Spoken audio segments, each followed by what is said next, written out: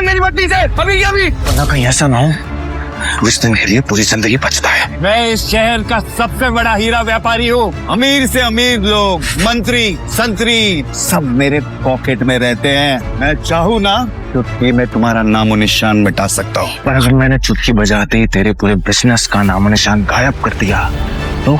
अभिनव ने अपना फोन निकाला और किसी को एक मैसेज भेजा। अगले ही पल उस अमीर आदमी को एक कॉल आया। व्हाट? ये सब कैसे हो सकता है पापा? कोई हमें बर्बाद करने का कोशिश कर रहा है। क्या तुमने कोई बड़े आदमी को नाराज किया है? अगर किया है तो तुम अभी उससे माफी मांगो, वरना कल तक हम सड़क पर आ जाएंगे। आखिर तुम हो कौन? अभिनव गुड़गांव में रहता था और डिलीवरी बॉय का काम करता था। उसकी जिंदगी में बस एक ही खुशी थी, उसकी girlfriend Vaibhavi. Oh come on यार वैभवी, तेरा स्टैंडर्ड इतना गिर जाएगा मुझे नहीं पता था। दोस्तों, तुम लोगों को मेरे ऊपर डाउट था ना, मेरे स्टैंडर्ड्स पर डाउट था। अब बताती हूँ मेरे स्टैंडर्ड्स क्या है। मैं तुमसे ब्रेकअप कर रही हूँ। और नहीं तो क्या, बेचारी कब तक तुझ जैसे गरीब के साथ ऐसी आधी पेस्ट्री खाती रहेगी। ये तुमने अच्छा नहीं किया वैभवी, बहुत गलत किया तुमने मेरे साथ, बहुत गलत किया। सनी के आदमी अभिनव को उठाकर सीधा रूम नंबर 409 में घुस गए। वहाँ पहले से सनी की बहन अनन्या सोई हुई थी। तुमने मेरी पोती के साथ रात गुजारी है ना, आज से हमारे परिवार के कानून के हिसाब से तू सिंह परिवार का दामाद है। अनन्या, मुझे शाम को अकरम की पार्टी में ये तुम्हारे साथ जरूर नजर आना चाहिए। क्यों मेरी जिंदगी बर्बाद कर दी तुमने? अनन्या की आंखों में दिख रहा था कि वो अभिनव से कितनी नफरत करती थी। अभिनव भी पार्टी में इतने बड़े लोगों के बीच जाने से घबरा रहा था। उसी घबराहट में उसने कब अपने पापा की अंगूठी को उंगली में गोल गोल घुमाना शुरू कर दिया। इस अंगूठी को उतार दो प्लीज। सॉरी पर ये अंगूठी मेरा सब कुछ है। अकरम का घर किले जैसा था, जिसके चारों तरफ बाउंसर्स बंदूकें लिए खड़े थे। जैसे ही अनन्या और अभिनव अंदर आए तो इतने में उसकी नजर देवेन से टकरा गई। यहाँ क्या कर रहा है साले? अनन्या, पागल हो गई हो तुम? इस सड़क छाप में ऐसा क्या देख लिया किससे शादी कर ली? जुबान संभाल के बात कर, नहीं तो क्या कर लेगा तू? बोलना, क्या कर लेगा? देवेन भी तैश में आ गया। अभिनव उसके ऊपर हाथ उठाने ही वाला था। इतने में उन दोनों का झगड़ा देख पार्टी का ऑर्गेनाइजर अकरम वहाँ पहुँच चुका था। क्या हो रहा है यहाँ?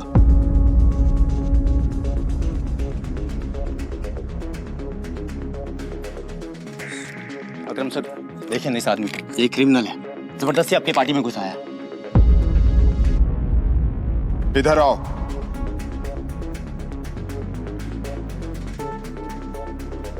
कौन हो तुम और यहाँ कैसे आए? एक्चुअली ये मेरे पति है। अकरम को अनन्या की बात पर विश्वास नहीं हुआ। तुम इस पार्टी में इनवाइटेड नहीं हो। इससे पहले कि मैं पुलिस को बुलाऊं, चले जाओ यहाँ से। Thank you Akram sir. Ananya, तुम भी इससे दूर रहो, साला गरीब कहीं का। रुको। अकरम भागते हुए अभिनव के पास गया और उसकी अंगूठी को देखने लगा। मुझे तुमसे कुछ जरूरी बात करनी है, अकेले में। अच्छा चलो। अकरम ने कहा और अभिनव का हाथ पकड़कर उससे अपने साथ अंदर ले जाने लगा। अनन्या, देवेन, सनी और पार्टी में मौजूद बाकी लोग ये देख हैरान हो गए थे। कुछ देर बाद जब वो अकरम के कमरे में पहुंच गए तो अकरम ने दरवाजा बंद किया और अभिनव के पास आकर बोला, मैं तुम्हारी ये अंगूठी देखना चाहता हूँ। क्यों? डरो मत, मैं इसे मांगने वाला नहीं हूँ, बस मुझे इसमें कुछ देखना है, प्लीज।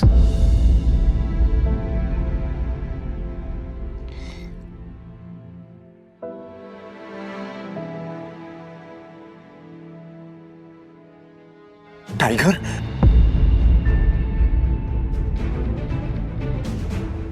टाइगर? अभिनव ने अकरम के मुंह से ये शब्द सुना तो वो हैरान हो गया। उसे अचानक से अपने पिता के वो आखिरी शब्द याद आ गए जो उन्होंने अभिनव से विदा लेते हुए कह दिए थे। लेकिन अभिनव हैरान था, उससे समझ नहीं आ रहा था कि अकरम ये सब कैसे जानता था।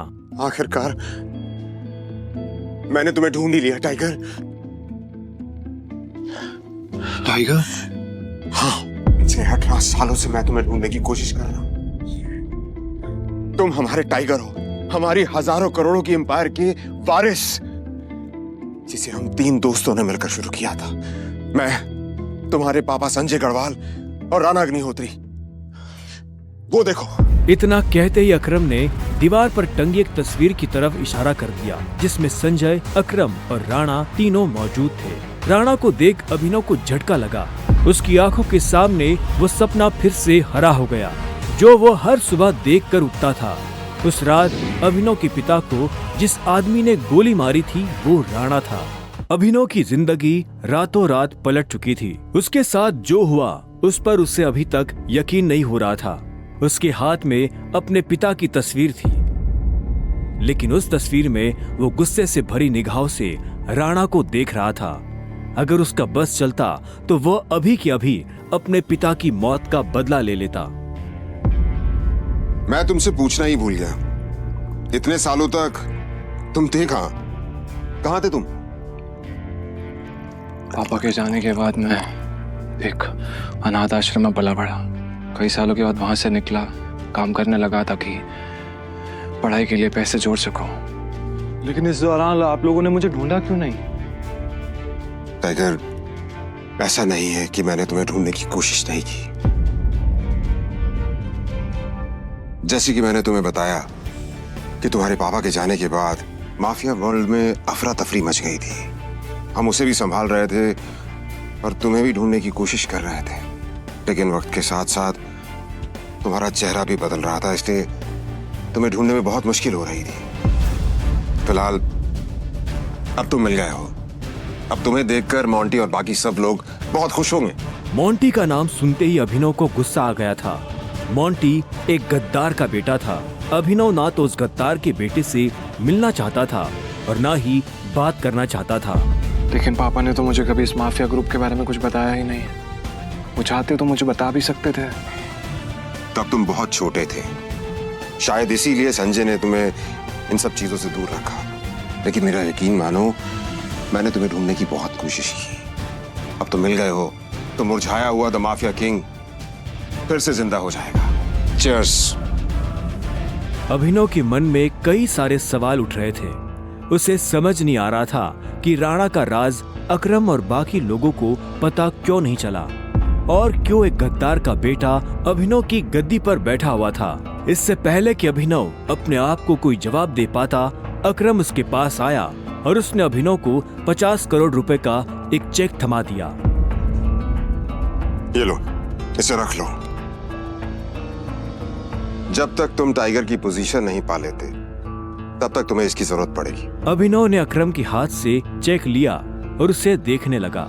उसकी जिंदगी पलट तो गई थी, लेकिन अभी भी ऐसे कई सवाल थे जिनके जवाब उसे नहीं मिले थे।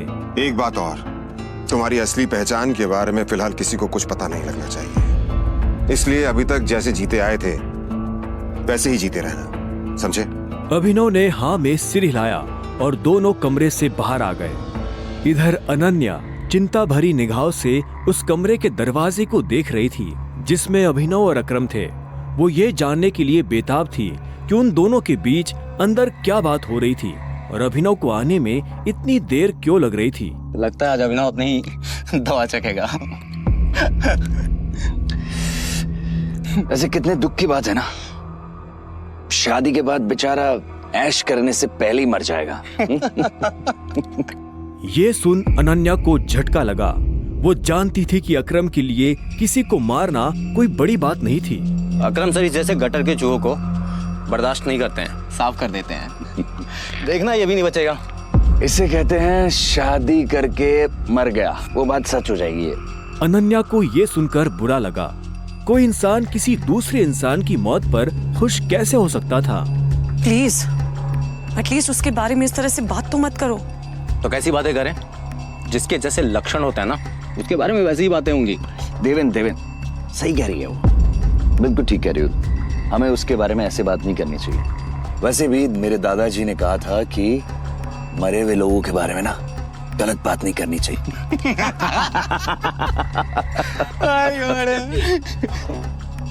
इससे पहले कि अनन्या कुछ कहती, अकरम अभिनव को लेकर बाहर आ रहा था। अभिनव के बदन पर एक छोटी सी खरोच भी नजर नहीं आ रही थी। जब देवेन और सनी ने ये देखा तो उनका मुंह हैरानी के मारे खुला का खुला रह गया। इसे देख के तो लग ही नहीं रहा है कि अकरम सर ने इसे हाथ भी लगाया है। वैसे जितनी देर तक ये दोनों कमरे के अंदर थे अब तक तो इसकी नाक टूटी हुई होनी चाहिए थी, पर ये तो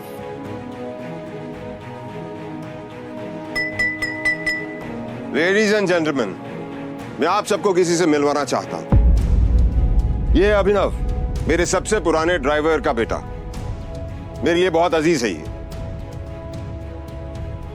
अकरम ने जैसे ही अभिनव का सबसे परिचय करवाया तो देवेन और सनी खुश हो गए, लेकिन अनन्या को ये सुनकर झटका लगा। Enjoy the party please. इतने में अकरम ने कहा और अभिनव को अकेला छोड़ बाकी लोगों से मिलने के लिए निकल गया। देवेन और सनी को अभी तक समझ नहीं आ रहा था कि अकरम अभिनव को इतना भाव क्यों दे रहा था। अभिनव को इस बात से कोई लेना देना नहीं था कि सनी और देवेन उसके बारे में क्या सोच रहे थे। उसकी आंखों के सामने बस रह रहकर अपने पिता की शक्ल आ रही थी। उसे वो रात याद आ रही थी जिस रात को राणा ने संजय को गोली मारी थी। अभिनव को ये भी याद आया कि उसे खुद भी गोली लगी थी, लेकिन उसकी किस्मत अच्छी होने की वजह से वो बच गया था।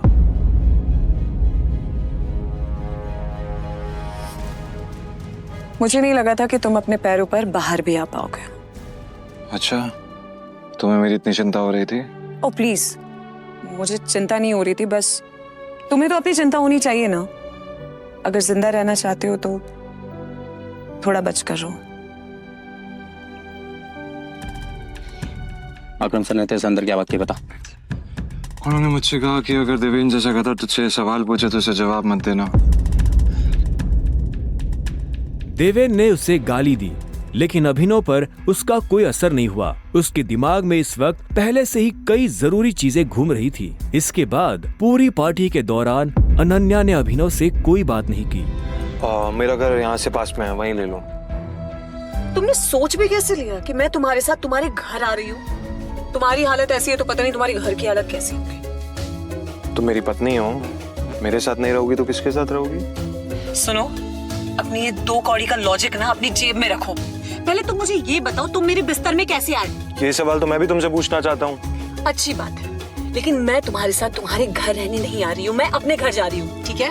और अगर इन फ्यूचर मजबूरी भी रहे ना तो मैं तुम्हारे साथ तुम्हारे घर में नहीं रहूंगी, तुम मेरे घर रहने आओगे एक नौकर की तरह, समझे? अभिनव ने पहले उसे देखा और फिर अपनी उंगली में पहनी हुई उस अंगूठी को देखने लगा। अगर आज वो अंगूठी नहीं होती तो पता नहीं उसका क्या होता।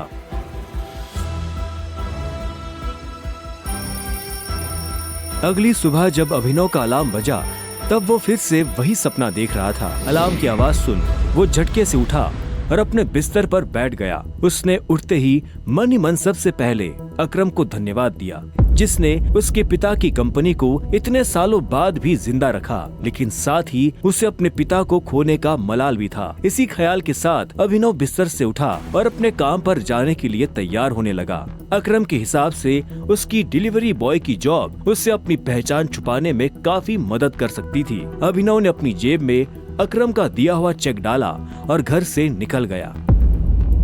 1 घंटे बाद जब वो अपनी बाइक से ऑफिस आया और कॉरिडोर में चलने लगा तो उसे पीछे से आवाज आई, ए डिलीवरी बॉय। यह आवाज उसके साथ काम करने वाले हरीश की थी। उसे ऑफिस में अपना काम करने की नहीं, अभिनव को चिढ़ाने की तनख्वाह मिलती थी। क्या हुआ, कुछ काम है? मुझे देर हो रही है।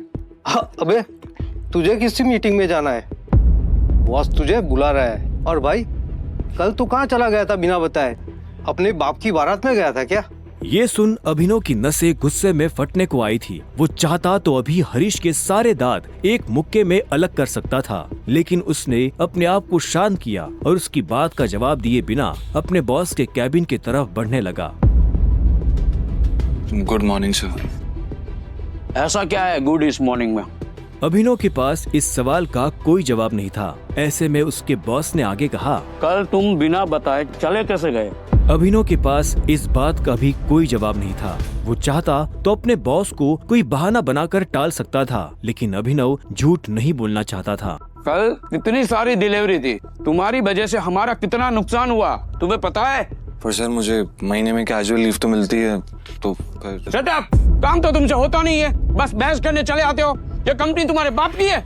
ये सुनते ही अभिनव का पारा गर्म हो गया था। उसने गुस्से में अपनी मुट्ठी भींच ली और घूरते हुए अपने बॉस को देखने लगा। घूर क्या रहा है? अपना सामान बांध और निकल यहाँ से। You are fire!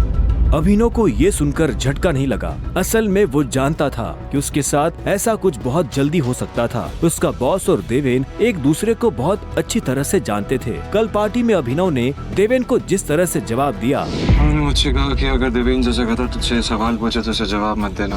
उससे उसे समझ आ गया था कि आज नहीं तो कल ये होकर रहेगा। ठीक है, कोई बात नहीं, मैं चला जाता हूँ। जो मैंने पूरा महीना काम किया है उसकी सैलरी दे दीजिए। सैलरी? तेरी वजह से हमारा जो नुकसान हुआ उसकी भरपाई अगर मैं तेरी सैलरी से भी करूँ ना, तो भी तुम्हें अपनी जेब से 10,000 रुपए देने पड़ेगी। शुक्र मना कि वो मैं तुझसे नहीं मांग रहा, इसलिए चुपचाप निकल यहाँ से। क्या बोल रहे हो सर आप? क्या मेरे एक दिन आने का 25,000 का नुकसान हो गया? मैं तब तक यहाँ से नहीं जाऊंगा जब तक मुझे मेरी सैलरी नहीं मिल जाएगी। सैलरी दीजिए। सैलरी?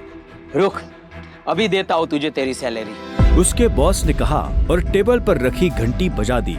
अगले ही पल कमरे का दरवाजा खुला और 4 बाउंसर अंदर घुस आए। उठाकर बाहर पटको साले को।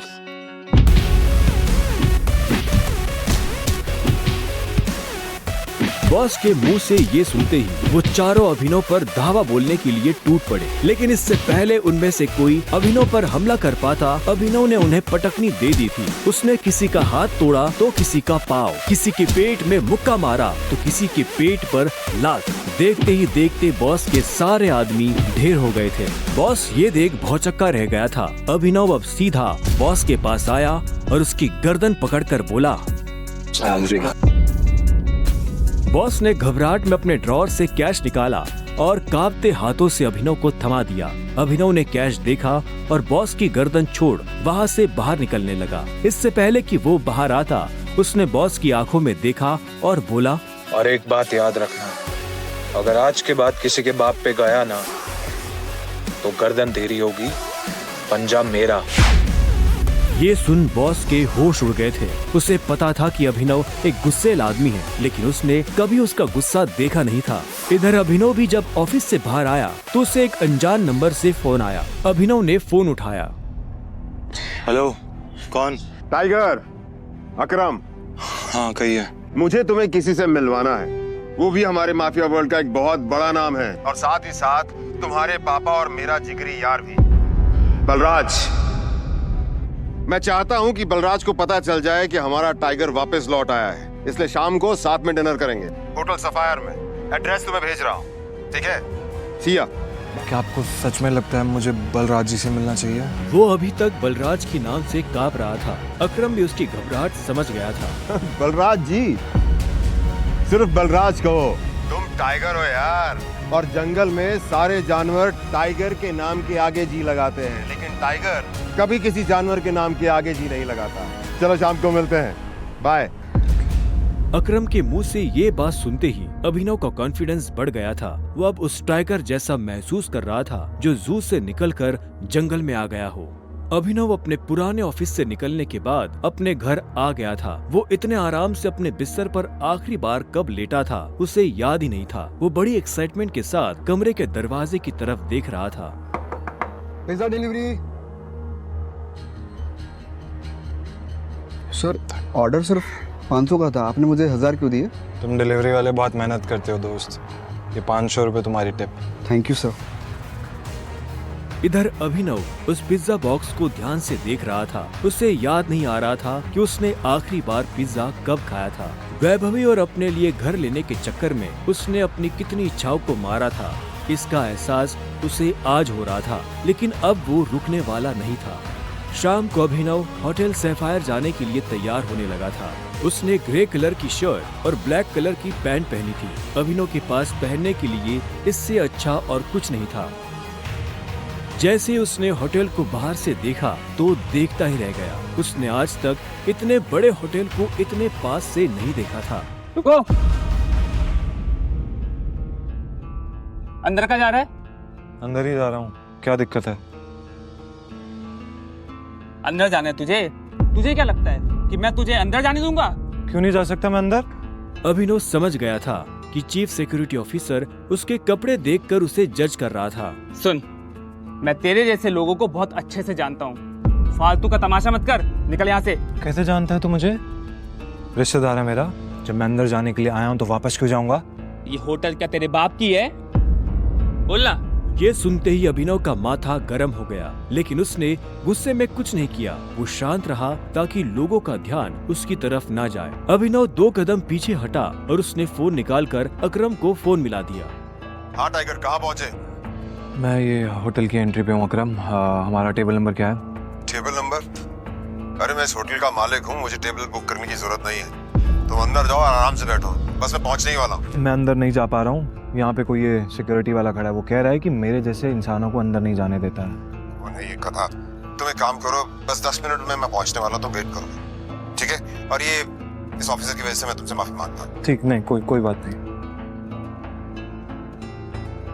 क्यों, बहुत हीरो बन रहा था ना? मैंने कहा था मैं तुझे अंदर जाने नहीं दूंगा। अगर प्रधानमंत्री को भी कॉल करेगा ना तब भी नहीं, समझा? चल निकल यहाँ से। अरे वो देखो, तुम्हारा निठल्ला एक्स। आजा मजे लेते इसके।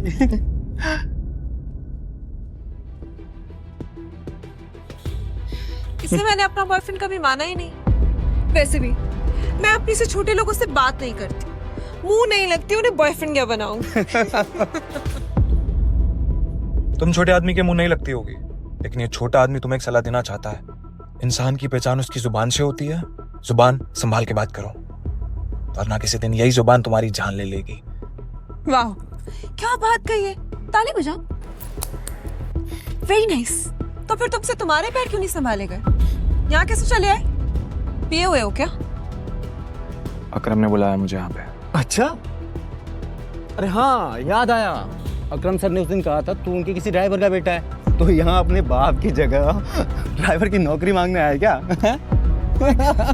सही है, लेकिन वो रखेंगे नहीं, तेरे जैसे गरीब को वो ड्राइवर भी नहीं रखेंगे। आए हो मतलब तुम्हें बुलाया नहीं गया? वो उठा के चले आए। भिखारी गएंगे। आया नहीं हूँ, बुलाया मुझे, अकरम ने बुलाया है।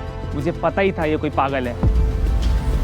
तभी वहाँ एक काले रंग की चमचमाती हुई महंगी सी गाड़ी आकर खड़ी हो गई। सभी पलटकर गाड़ी को देख रहे थे। अकरम गाड़ी से बाहर निकला और उसके साथ एक और आदमी था।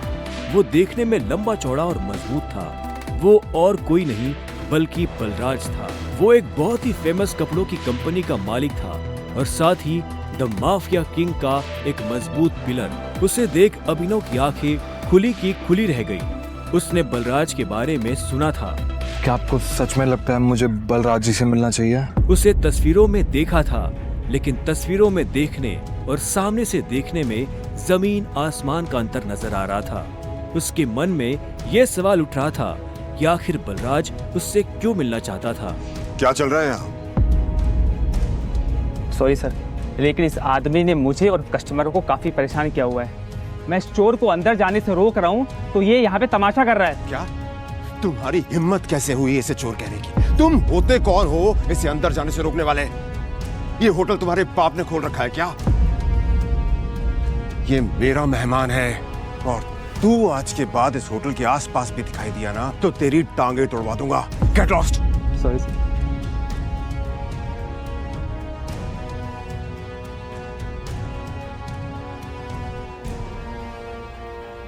I'm sorry टाइगर, इस बेवकूफ की वजह से। नहीं, असल में तो छोटा आदमी का दुश्मन बना हुआ है आजकल। आओ चलो। अकरम ने अभिनव को अपने साथ अंदर आने का इशारा किया। अभिनव अकरम के पीछे चला जा रहा था। उसे महसूस हो रहा था कि बलराज भी अपने भारी भरकम पैरों के साथ अभिनव के पीछे आ रहा था। कुछ देर के बाद वो होटल के एक आलीशान से कमरे के बाहर आ चुके थे। इससे पहले कि वो अंदर जाते, होटल का मैनेजर उनके पास आया और बोला, good evening sir, welcome sir. Can I get something for all of you? एक काम करो, जो भी लीकर अवेलेबल है उसकी लिस्ट भिजवा दो। Sure sir, but sir if you don't mind, अपने होटल में जितनी भी लिकर्स अवेलेबल हैं मुझे सबके नाम याद है। We have tequila which is of 5 lakh rupees, vodka 8 lakh rupees, biscuit 10 lakh rupees and we have gin जो कि 12 लाख रुपए की। Sir what would you like to have? क्या है कि आज मेरे यहाँ बहुत खास मेहमान आए हैं, तो इसलिए जो सबसे महंगी है वो भिजवा दो और बाकी सब चीज़ें। Sure sir, I will get the best liquor for all of you. Good evening sir. Good evening sir. Akram, hotel तेरा, शराब तेरी, फिर भी तुम्हारा ये मैनेजर तुझे तेरी शराब की रेट क्यों बता रहा था, जबकि तू कोई भी चूज कर सकता है? वो इसलिए मेरे दोस्त क्योंकि मैं दिन देखकर शराब मंगवाता हूँ, और आज का दिन मेरे लिए, इनफैक्ट हम सबकी जिंदगी के लिए बहुत इंपॉर्टेंट दिन है, इसलिए मैंने हम तीनों के लिए महंगी शराब मंगवाई। So let's enjoy. अच्छा आओ। Okay, let's enjoy.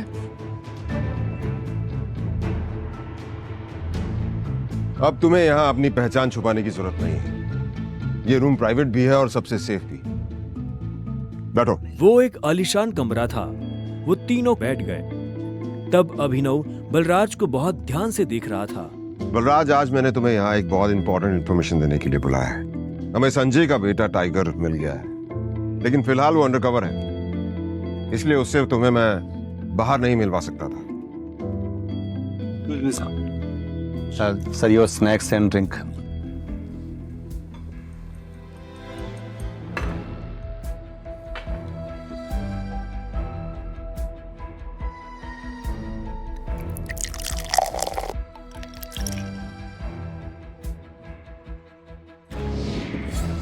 Sir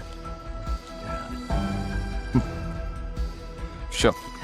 Cheers. Cheers.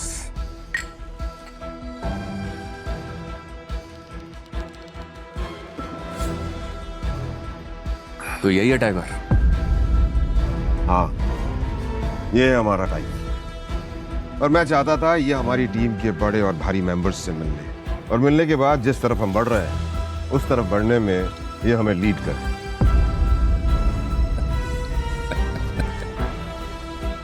माफ करना दोस्त, पर मुझे थोड़ी हंसी आ रही। वो क्या है ना, सब कुछ तो तू ही बोल रहा है।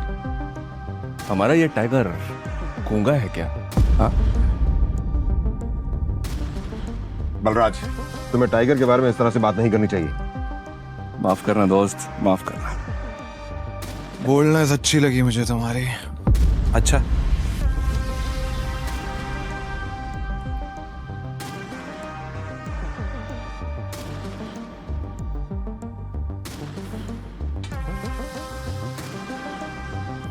हो गए तुम बॉस, लेकिन ये मत भूलना तुम किसके सामने बैठे हो।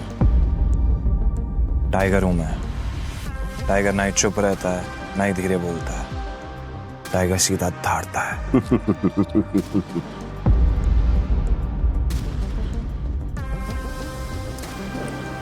तो तुम टाइगर हो,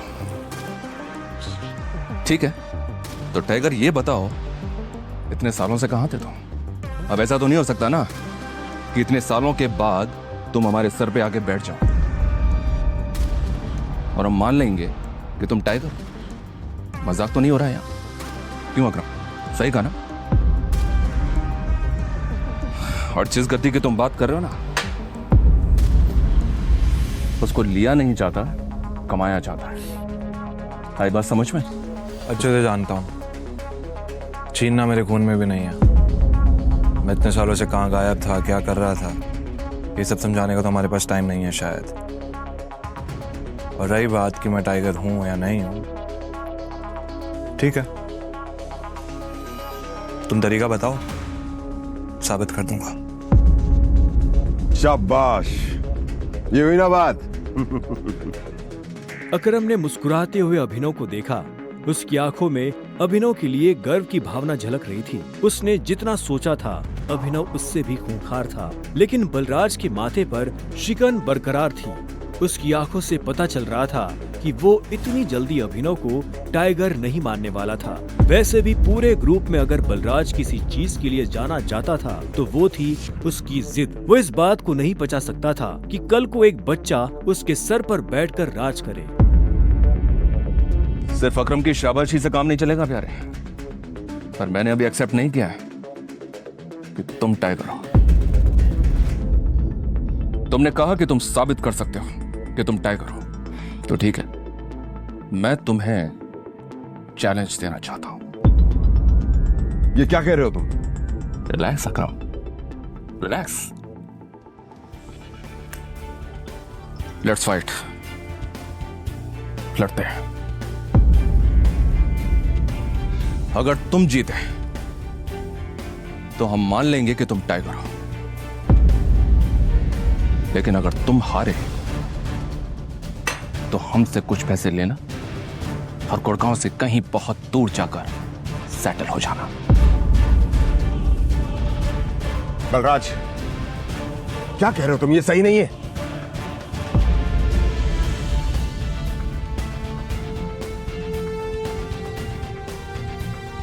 लेट्स फाइट। कब करनी है लड़ाई? नहीं टाइगर, होल्ड।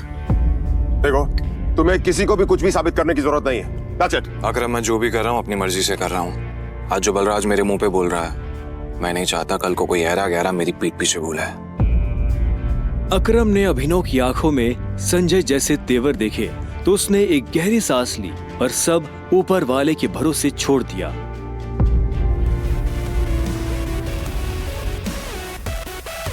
लगभग 1 घंटे के बाद बलराज अभिनव और अकरम के साथ अपनी प्राइवेट एरेना में आ गया था। ये वही एरेना थी जहां पर बलराज अक्सर लड़ाई किया करता था। उस बड़ी सी एरेना में उन तीनों के अलावा और कोई नहीं था। एक बार फिर सोच, मैं आज तक इस रिंग में हारा नहीं हूं। तुम इस रिंग में आज तक इसलिए नहीं आ रहे हो बलराज, क्योंकि तुम्हारा सामना आज से पहले संजय के बेटे टाइगर से नहीं हुआ था। तो अकरम मियां, किस पर दांव लगाओगे? मुझ पर या इस पर? बेवकूफों जैसी बात मत करो। भला टाइगर के होते हुए किसी और पर दांव लगाया जा सकता है क्या? सोच लो, बहुत बुरी तरह पछताओ। दुनिया हंसेगी तुम पर, मुंह दिखाने लायक नहीं रहोगे। चलो फाइट शुरू करते हैं। अभिनव ने बलराज को ऊपर से नीचे तक देखा। वो देखने में भारी था और अभिनव उसके इसी भारीपन पर वार करने वाला था। दोनों के बीच लड़ाई शुरू हुई। उसने जैसे ही अभिनव पर पहला मुक्का मारा तो अभिनव एक बार को सन रह गया। और एक बात हमेशा याद, अपनी आखिरी सांस तक लड़ना है। समझ गया ना टाइगर? ये किसको लेकर आ गए? ये हम पे राज करेगा? हाँ, मैंने कहा था ना कि कोई भी हमारे सर पे आकर बैठ जाएगा और बोलेगा कि मैं टाइगर हूं और हम मान लेंगे। बिल्कुल नहीं।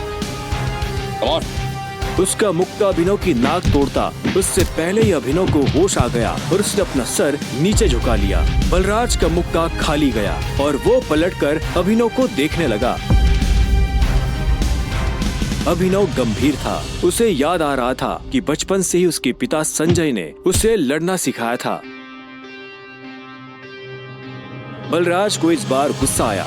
वो फिर से तेजी से अभिनव की तरफ बढ़ा और अभिनव ने झुक करके उसके पैर पर लात मार दी। बलराज अपने आप को संभाल नहीं पाया। अरे बलराज, सरेंडर कर दो। क्यों अपना रिकॉर्ड खराब कर रहे हो? मैं बाहर किसी से नहीं कहूंगा कि तुम टाइगर से हार गए। बलराज एक के बाद एक अभिनव पर मुक्के बरसाना शुरू कर दिए। अभिनव ने अपने आप को उसके मुक्कों से बचाया।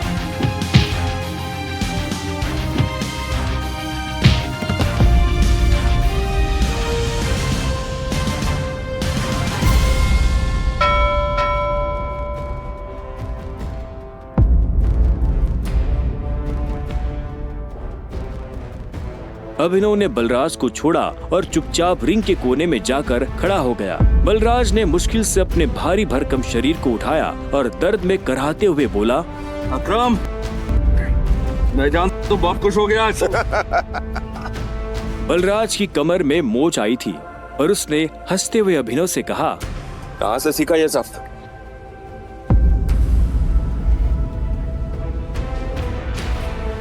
शराब पियोगे मेरे साथ? आज की पार्टी मेरी तरफ से। बलराज, ऐसे नहीं कहते, ऐसे कहते हैं कि टाइगर जी, क्या आप मेरे साथ शराब पिएंगे, पार्टी करेंगे? इस तरह। टाइगर जी, क्या आप आज मेरे साथ शराब पीना पसंद करेंगे? पार्टी करेंगे? हाँ? ओके? राइट। क्यों नहीं?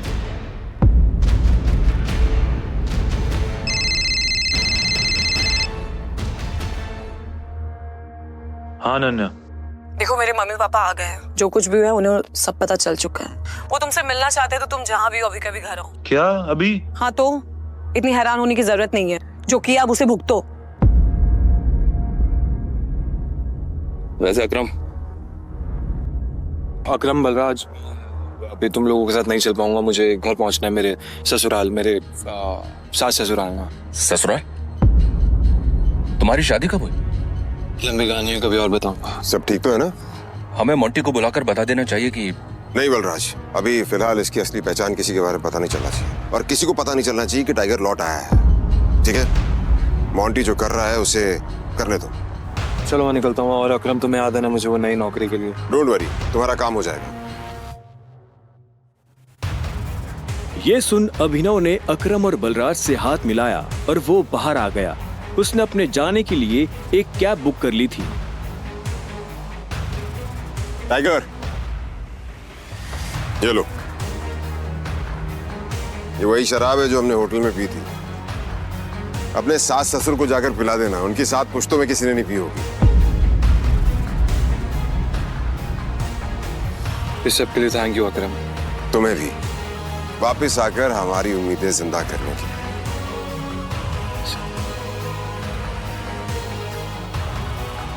अब आजा, कि अंदर रिंग में ही रहेगा। कुछ देर के बाद गाड़ी अनन्या के घर के बाहर आकर रुकी। अभिनव नीचे उतरा और गहरी सांसें लेते हुए घर के अंदर पहुंच गया।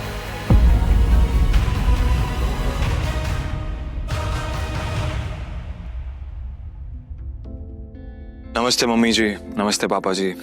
ये मैं आप लोगों के लिए लेकर आया था। अरे वाह, क्या बात है, बहुत एक्सपेंसिव है यार। हैं?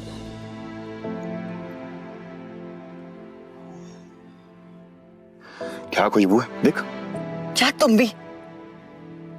मुझे तो लगता है ये बॉटल्स कहीं से चोरी करके लाया होगा। तुम्हें लगता है इसके जैसा आदमी इतनी महंगी शराब अफोर्ड कर पाएगा? और तुम ये सब क्यों लाए हो यहाँ पे?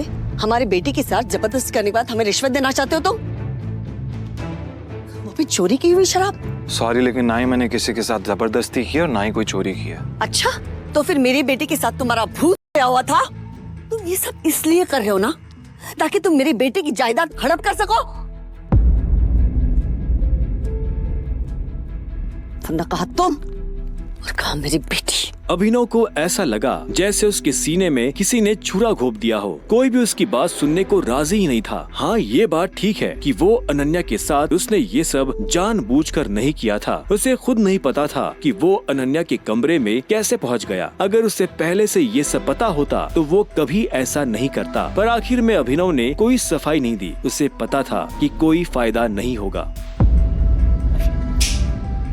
गूंगे हो? मुंह में जुबान नहीं है तुम्हारे? शर्मिला, बैठ। अभिनव, बैठ जाओ। शर्मिला अभी भी गुस्से में उसे देख रही थी। अभिनव बैठा और राजीव ने आगे कहा, तो वहाँ जो कुछ भी हुआ है हमें उसके बारे में सब कुछ पता है, और अनन्या को भी ये मालूम नहीं है कि उसके साथ कैसे हुआ है। लेकिन मुझे ऐसा लगता है कि वहाँ पे कोई बहुत बड़ी गड़बड़ हुई है। चलो, अब जो कुछ भी है, तुम्हारे और अनन्या का रिश्ता तो बदल नहीं सकते।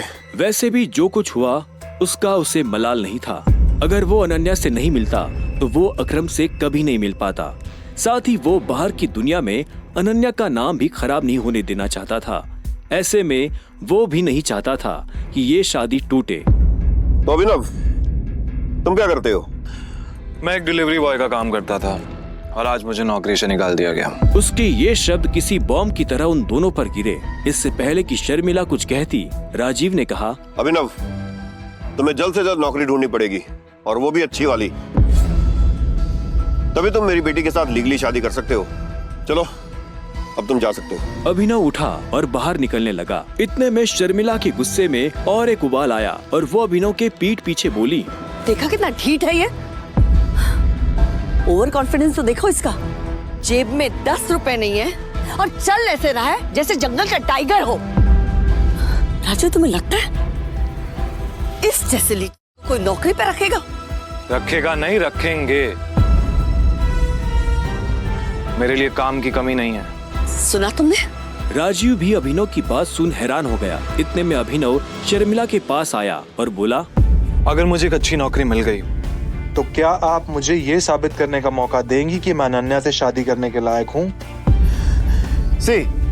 कॉन्फिडेंस है। अरे भाड़ में जाए ऐसा कॉन्फिडेंस। और तो नौकरी का मतलब ये नहीं है कि कल के तुम किसी पार्किंग लॉट में जाके बैठो और लोगों की गाड़ियों की रसीद पढ़ो। मेरा मतलब है नौकरी जैसी नौकरी, असली नौकरी, सही वाली नौकरी। और अगर कल तक तुम्हें ऐसी नौकरी मिल जाती है ना, तो तुमने जो कुछ भी अभी कहा उसके बारे में एक बार सोच सकती हो। शर्मिला से ये सुनते ही अभिनव के चेहरे पर बड़ी सी मुस्कान आ गई। शर्मिला को नहीं पता था कि अभिनव कौन है और उसके पीछे किसका हाथ है। उसने मुस्कुराते हुए हाँ में सिर हिलाया और घर के अंदर जाने लगा। रात बहुत हो चुकी थी और उसे पता था इस वक्त वो अपने घर नहीं जा सकता था। उसने सोचा था कि वो अनन्या के कमरे में जाकर सो जाएगा। वैसे भी अब दोनों पति पत्नी थे। ऐसे में अभिनव जैसे तैसे उस बड़े से घर में अनन्या के कमरे के बाहर पहुंच चुका था। क्या है? रात बहुत हो गई, मैं अपने घर नहीं जा सकता, मुझे सोने के लिए जगह चाहिए। तो क्या, तुमने मुझे अपने मम्मी पापा से मिलने के लिए बुलाया था ना, तो तुम ही जगह दो सोने की। हेलो, तुम्हें क्या लगता है मैं फिर से तुम्हें अपने कमरे में आने दूंगी? तो मैं और कहाँ जाऊंगा? मुझे नहीं पता, जो करना करो, बट पैर हटाओ वरना मैं तोड़ दूंगी। अभिनव पहले तो नहीं डरा, पर जब दरवाजा उसके पैर को छूने ही वाला था कि उसने अपना पैर पीछे खींच लिया। अनन्या ने दरवाजा बंद किया और दूसरी तरफ से चिल्लाते हुए बोली, नौकरों की जगह ना मालिकों के कमरों में नहीं, घरों के स्टोर रूम्स में होती है। ये सुनते ही अभिनव को बुरा लगा, पर वो कर भी क्या सकता था। उसने बस बंद दरवाजे को देखा और हताशा से अपना सिर हिलाने लगा। अब आगे क्या होने वाला था? कहाँ सोने वाला था अभिनव? और क्या उसे इस घर में कभी इज्जत मिल पाएगी? और क्या होगा जब अनन्या के घर वालों को अभिनव की असली पहचान के बारे में पता चलेगा? आगे की कहानी जानने के लिए देखें अगला एपिसोड सिर्फ पॉकेट FM के YouTube चैनल पर, और द रिटर्न ऑफ टाइगर के सारे एपिसोड्स को सुनने के लिए डिस्क्रिप्शन में दी लिंक से डाउनलोड करें पॉकेट FM ऐप।